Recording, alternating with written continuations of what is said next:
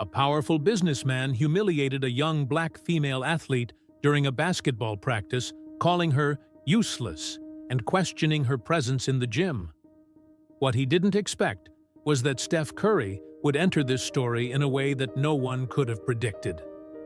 The confrontation that followed shocked everyone present. And when the NBA star's response came to light, the internet literally exploded. What Curry said forever changed 3 lives and inspired millions. The summer sun of Oakland shone intensely through the high windows of the elite performance basketball academy's gymnasium. The characteristic sound of sneakers squeaking against the polished wooden floor filled the environment, mixed with the constant rhythm of bouncing balls and firm instructions from the coaches. For Zoe Matthews, a 14-year-old black girl with curly hair tied in a high ponytail, being there was the realization of a dream built on the public courts of her East Oakland neighborhood. Matthews, hip, rotation when you make the crossover.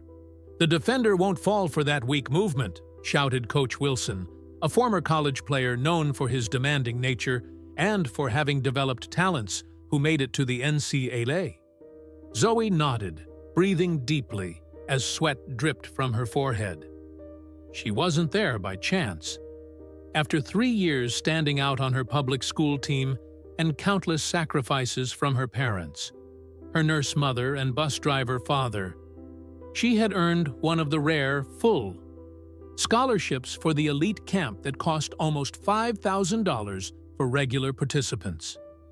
"Again, everyone, I want to see perfect execution," ordered Coach Wilson as the 16 teenagers from the advanced group lined up for the dribbling and finishing drill. It was at this moment that the double doors of the gymnasium opened, revealing a small group of men in business attire. At the front was Richard Westfield, one of the most influential businessmen in California's real estate sector. At 58 years old, with perfectly trimmed gray hair and a watch worth more than a luxury car, Westfield was known as much for his generous donations as for his volatile temperament. "Mr. Westfield, what an honor to have you here today," said the Academy's director, walking hurriedly to greet the group. "We came to see how the money is being invested," replied Westfield with a calculated smile, his eyes scanning the gymnasium with an appraising look. Zoe was too focused to notice the visitors. When her turn came for the drill, she executed the crossover movement perfectly. But when trying a more elaborate finish, she lost control of the ball, which rolled away. "Damn," she muttered to herself, running to recover the ball while feeling the coach's gaze on her back. That's when Westfield's voice cut through the air, surprisingly loud for a conversation he clearly intended to be private with the director. "Is this what we're giving scholarships for? For this useless girl who can barely hold a ball?" he said with disdain. "What a waste! With so many talents out there, you choose to waste resources on her?" The entire gymnasium seemed to freeze. Some players stopped mid-movement. Coach Wilson frowned, visibly uncomfortable. Zoe, who had just recovered the ball, felt as if she had been punched in the stomach. "Mr. Westfield," the director began in a low voice, "Zoe Matthews is one of our best scholarship recipients. She has—" "I don't care what she has," interrupted Westfield, still loud enough for everyone to hear. "I'm seeing what she doesn't have. Talent, discipline. This is exactly the reason why I'm against these forced diversity initiatives. Merit, Kevin. Merit should be the only criterion." What Westfield didn't realize was that Tyler, one of Zoe's training colleagues, had discreetly pulled out his phone and started recording the moment he sensed the tone of the conversation. The camera perfectly captured the contempt on the businessman's face and Zoe's devastated expression in the background. That night, in her small apartment in the Fruitvale neighborhood, Zoe locked herself in her room after barely touching dinner. Through the closed door, Her parents, Marcus and Tanya Matthews, could hear the muffled sound of sobs. "I'm not going back tomorrow," Zoe declared when she finally left the room, her eyes red and swollen. "No matter how much I've trained, people like him will always see me as someone who shouldn't be there." Meanwhile, a few blocks away, Tyler was finalizing the upload of the video to social media with the caption, "Millionaire donor to elite academy showing his true character. Steph Curry, you need to see this." Racism, youth basketball, Trotting Readers, Oakland. No one that night could have predicted how those 60 seconds of video would change their lives forever. Tyler's video reached 1,000 views before sunrise. By around noon, it had already passed 100,000. In 24 hours, the counter exceeded 1 million. The hashtag #CharterJusticeForZoe was spreading like wildfire on social networks, while local journalists were beginning to make connections between the millionaire in the video and Richard Westfield, a well-known figure in California's business and political circles. In the Matthews' small living room, the phone wouldn't stop ringing. Reporters, community activists, directors from other basketball academies, everyone wanted to talk to the family. Tanya, still dressed in her nurse uniform after a 12-hour shift, turned off the doorbell. "I don't understand why they're doing this," murmured Zoe, curled up on the sofa, watching through the blinds gap the 2 news vans parked on the street. "I just wanted to play basketball." Marcus Matthews ran his hand through the graying hair at his temples, exhausted. "Daughter, sometimes things happen for a reason. Maybe this is an opportunity to—" "Opportunity?" Zoe interrupted, tears threatening to fall again. "Everyone at school has seen the video. The comments are full of people saying he was right, that I only got the scholarship because of my color." She showed her father her phone, where a particularly cruel comment had been highlighted. At the central office of Westfield Enterprises, the public relations department was facing its own storm. After hours of crisis meetings, Richard Westfield finally authorized an official statement. "I deeply regret that my comments, made in a moment of frustration, have been misinterpreted. I am proud of the support I provide to young athletes from all backgrounds. I am committed to constructive dialogue on how to improve our community programs." The statement only made the situation worse. Sports commentators and social activists criticized it as superficial and evasive. In the next 12 hours, 3 companies canceled partnerships with Westfield Enterprises, and a civil rights organization announced a boycott of his ventures. Meanwhile, 35 miles away, at the Golden State Warriors training complex in San Francisco, Steph Curry was finishing a shooting session when his personal assistant, Marcus King, approached hurriedly. "Steph, you need to see this," said Marcus, extending the tablet with the viral video already loaded. Curry watched in silence, his expression transforming from initial curiosity to contemplative seriousness. He knew that academy. He had conducted clinics there several times, and he knew that type of behavior too, although many assumed his fame and success protected him from it. "Find out who this girl is," he said finally, returning the tablet. "And I want to talk to the academy director too." That night, in his home in Atherton, Curry sat in his office after putting his daughters to bed. The Westfield video kept playing in his mind as he recalled his own encounters with prejudice, the people who doubted his talent because of his height, the subtle comments about his unconventional appearance for a basketball star, the questioning about his cultural authenticity that was never directed at his colleagues. "Isha," he called when his wife passed by the office door, "remember when Riley came home from school last year saying a classmate told her she wasn't black enough?" Isha nodded, sitting in the nearby armchair. "I've been thinking about that too since I saw the video." It's about the girl from Oakland, isn't it? They destroyed her on that court, replied Steph, running his hand over his face, and he didn't even realize what he was doing. His phone vibrated with a message from Marcus. Got the Matthews family's contact. Girl's name is Zoe, 14 years old, full scholarship recipient at the academy for 3 months. Father works at AC Transit, and mother is a nurse at Highland Hospital. Curry was silent for a few moments. When he spoke again, his voice was calm and determined. I can't let this stand. Not this time. The next morning, as the Matthews tried to maintain a normal routine. Despite the growing commotion, the phone rang once more. Tanya answered, ready to decline another interview request, when the voice on the other end made her stop.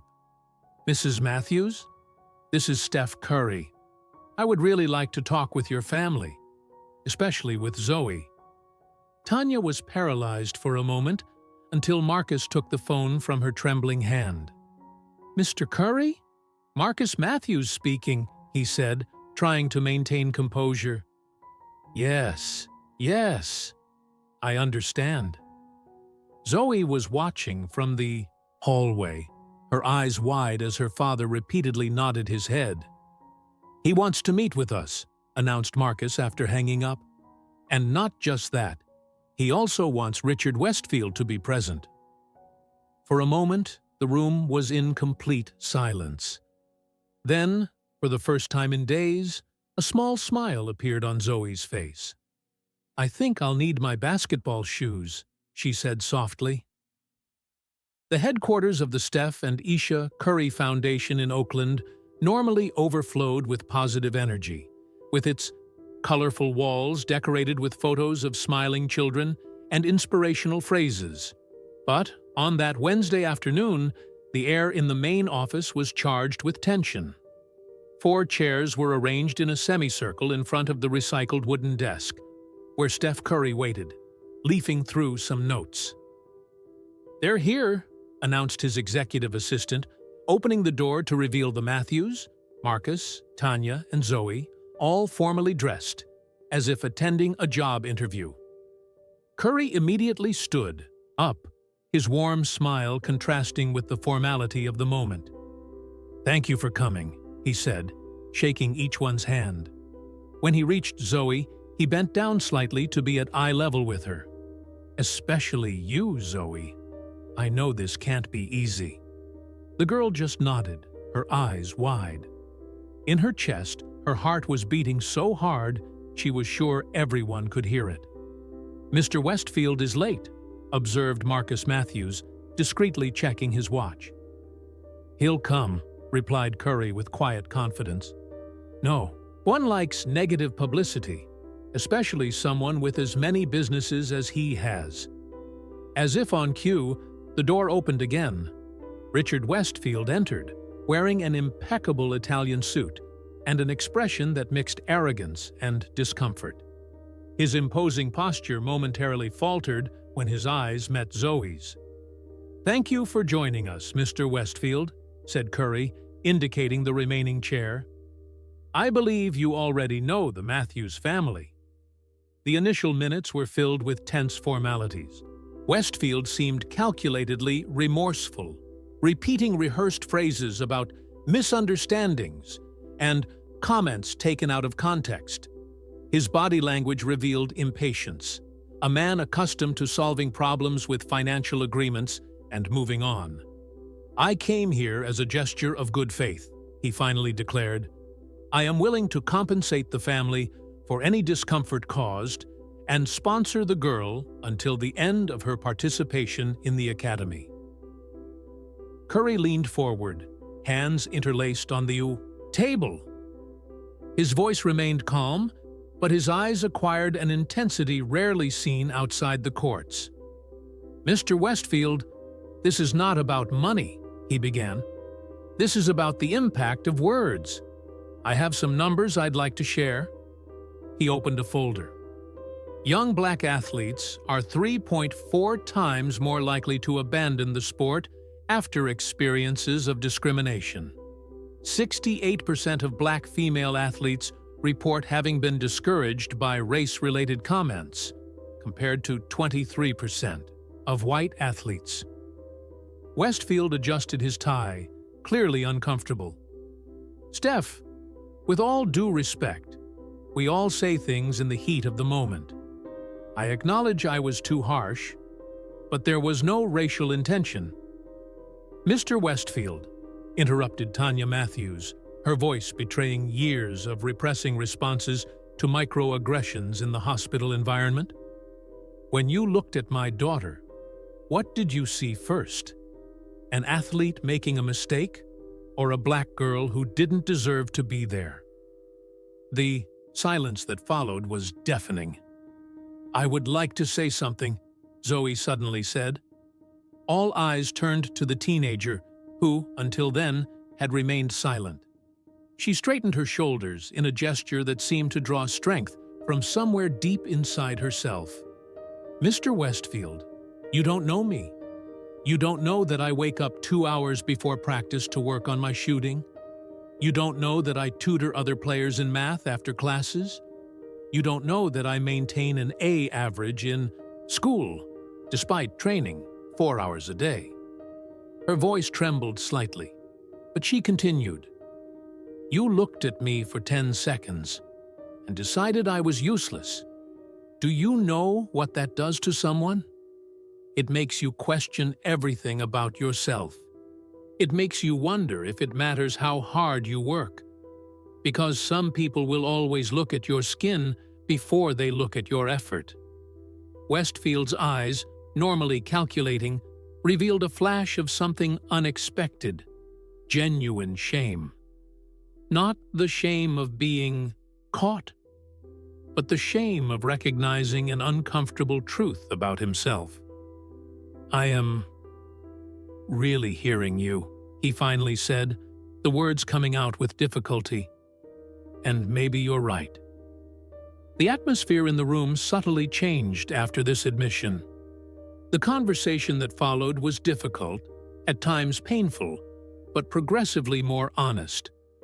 By the end of an hour, the first outlines of a genuine understanding had been sketched. When the formal meeting ended, Westfield left the office with a contemplative expression that his associates rarely witnessed. The Matthews were talking with the foundation team about next steps, while Curry made a discreet gesture to Zoe. "I have an idea," he said, picking up a basketball from a nearby shelf. "How about some shooting? We have a small court out back." Zoe's eyes lit up. "Really?" On the improvised court behind the building, under the late afternoon California sun, Curry spent almost 2 hours with Zoe. He not only showed shooting techniques, but shared experiences, the doubts he faced, the comments from those who didn't believe in his potential, the mental strategies he developed to overcome all of this. "Technique is important," he explained, demonstrating the perfect mechanics that had made him famous. "But your mental strength is what really matters. When someone says you don't belong somewhere, use that as fuel." As they practiced footwork and finishing, a connection formed between the NBA superstar and the young athlete. A kind of mutual understanding that transcended fame and age. "People will doubt you, Zoe," said Curry as she made a particularly difficult shot. "It happens to me to this day, but only you define your limits." As twilight began to fall over Oakland, something had changed in Zoe. Her posture was the same, but there was a new confidence in her eyes. Not just the certainty of improved technique, but the security of someone who begins to understand their own worth. "I think I understand now," she said, spinning the ball between her fingers with increasing dexterity. "Why they call the basketball court a place of equality." Curry smiled, recognizing in the young woman's words a wisdom that many adults never achieve. "That's exactly it," he replied, "and no one has the right to take your place on it." Significant transformations rarely happen overnight. For Richard Westfield, the change began as a small seed planted during that conversation in Curry's office. A seed that, over the following months, gradually blossomed into concrete actions. 2 weeks after the meeting, Westfield announced the creation of the Unlimited Potential Program, an initiative with $1 million in funding to expand access for young people from marginalized communities to the best basketball academies in the country. Even more surprising was his insistence on personally participating in the anti-racism training sessions that became mandatory for all coaches and administrators associated with the program. "I needed an uncomfortable mirror to see my own prejudices," admitted Westfield at a press conference without a teleprompter or prepared text. "And perhaps my biggest mistake was not recognizing the privilege that allowed me to make that error without immediate consequences." For Zoe, the following months brought a new confidence that manifested both on and off the courts. Her grades, already excellent, improved even more. Her leadership on the school basketball team became unquestionable, not only for her improved technical ability, but for the mental resilience that inspired her teammates. On a sunny Saturday afternoon, 6 months after the incident that had changed her life, Zoe dribbled with confidence as the clock marked the last 20 seconds of the regional championship final. Tied at 67-67, everyone knew the ball would be in her hands for the decisive play. What no one on the team knew was that, discreetly seated in the last row of the packed gymnasium, wearing a simple cap and dark glasses, Steph Curry was watching attentively. By his side, equally discreet, was Richard Westfield. With 3 seconds on the clock, Zoe executed a move that seemed a perfect replica of what Curry had taught her months before. A step back followed by a jump shot that found the bottom of the net at the exact moment the buzzer sounded. The crowd exploded. Curry and Westfield exchanged a silent look that communicated more than words could express. A week later, ESPN invited Zoe and Curry for a joint interview. What should have been a 10-minute conversation about resilience and overcoming transformed into a profound discussion about race, opportunity, and responsibility in sports. "We're not asking for perfection from people," said Curry during the segment that would later be watched by more than 30 million people on digital platforms. "We're asking for growth, accountability, and the willingness to do better when we know better." By his side, Zoe added, "Real change happens when we transform painful moments into something bigger than ourselves." The interview video, with the title "Steph Curry and Teenager Face Racism with Grace and Wisdom," broke sharing records on social networks, inspiring a broader movement of awareness in youth basketball. The following month, during a small ceremony at Curry's foundation, Zoe received an envelope that would change her future. A letter guaranteeing a full scholarship to the university of her choice when she graduated from high school, courtesy of an anonymous fund, although Westfield's discreet smile in the background suggested the source. The journey that had begun with cruel words in a gymnasium had transformed into a powerful reminder that sometimes our most difficult moments can pave the way for our greatest opportunities. Not just for a talented girl from Oakland, but for all those her story would inspire in the years to follow.